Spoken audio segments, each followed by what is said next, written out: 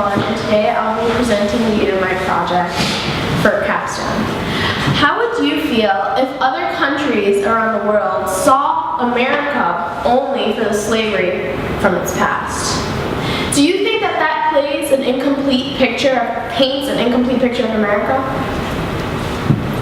I forgot to read that. So what if I told you that this picture that Americans paint of Germany is incomplete and is only seen through the outlet of the Holocaust? Today I'll be discussing what it is that we learn in school in terms of our history classes, our English classes, and how we're surrounded by all this history that actually paints and causes us to create a negative perception of other countries around the world. And I'm using Germany as an example of that.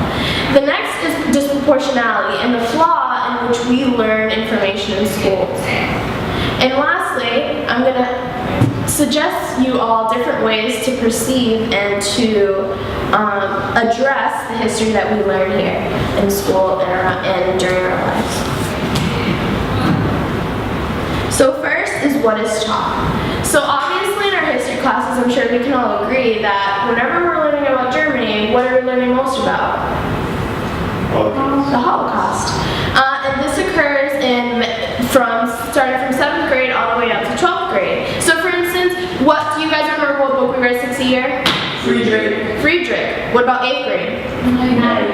Alright, and Frank, right? So all of these books kind of span over the Holocaust and the negative parts of German history. And yes, I do realize, and we all realize, that learning about the Holocaust is extremely important and is vital to our understanding of what it is that we want to make of our future and the positive that we want to bring to our future. However, this indirectly causes us to have a negative perception of Germany specifically. Why? Because of the disproportionality in the information that we intake.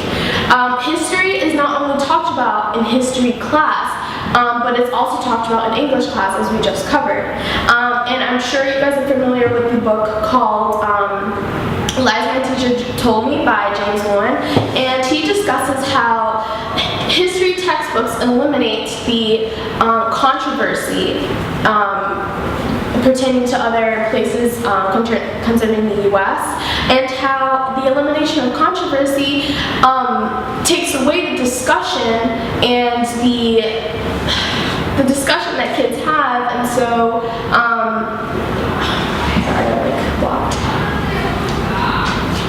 they lack in searching an answer to help identify for themselves. So the second bucket is how it's flawed. So within the school setting, Germany is usually presented to students within the context of World War II, and students as a result are given very little exposure to other aspects of German culture, such as the food, the people, and the positiveness that they were, that has also helped establish them to the place that they are today.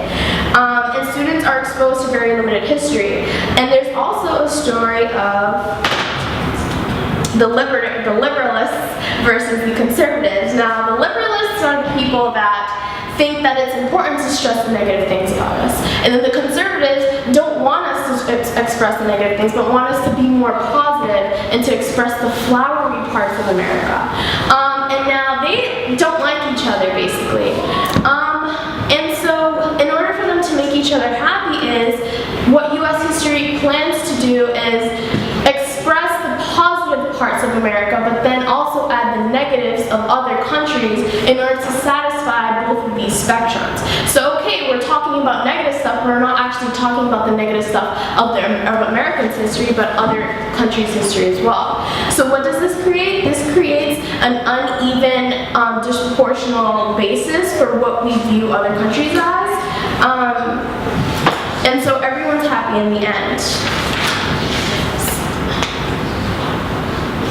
And so I think it's also very interesting as to how we treat learning about the Holocaust versus racism.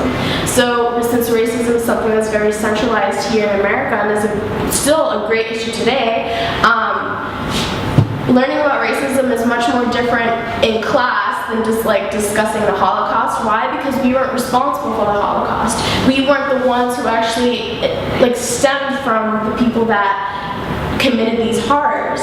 So what we can do to withhold our perceptions is to be skeptical, question things in class. Don't be afraid to give your opinion and to help others understand, what it is you don't understand. Why is this place less acclaimed rather than that place? Be open-minded. Understand, there are other interpretation and viewpoints of certain subjects, and that you shouldn't be just closed-minded onto one part of history. Are there any questions? How does your project address these issues? How does your project address these issues? What issues? Of only getting one side of a country's history. What are you doing for your project too? Oh, so what I'm doing we're going to be working with 7th and 8th graders. Sorry, I forgot to mention that in my intro.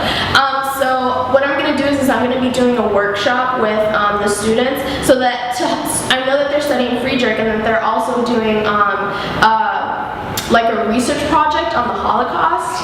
And so what I'm going to do is I'm going to have a workshop with them that kind of addresses the Holocaust and World War II and the negatives of their history, but also kind of provides a positive outlet, so that to kind of balance these views. And I think that targeting 7th graders is really effective, because they're going to be choosing their languages soon, and so giving them a foundation for why they should choose German as a language promotes just awareness about the culture.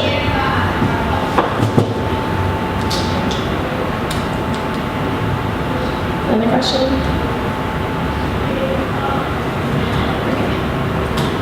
So if you are what history makes you, what would you want others to see? I was going to leave you with that to think about. Thank you.